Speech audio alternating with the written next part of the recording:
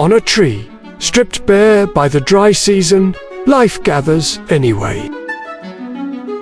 A handful of bulbuls, and among them few juvenile chats, still learning the shape of the world it's just arrived in. Below them, something waits. An Oriental Garden Lizard, still watchful, doing what lizards do best, nothing at all, but stillness to a young bird, looks a great deal like an invitation. The juvenile comes closer. This is not hunting, not yet. This is something far more valuable. The curiosity. Young birds do not know the world by instinct alone.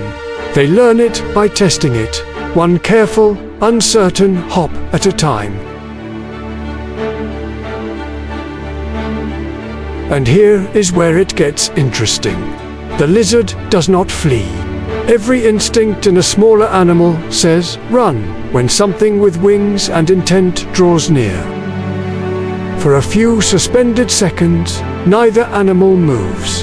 A stalemate between two creatures still working out the rules of their own world.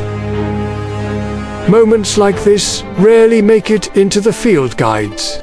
They're too brief, too easily missed, too ordinary to seem important. But this is exactly how young animals learn what is dangerous, what is prey, and what simply isn't worth the risk.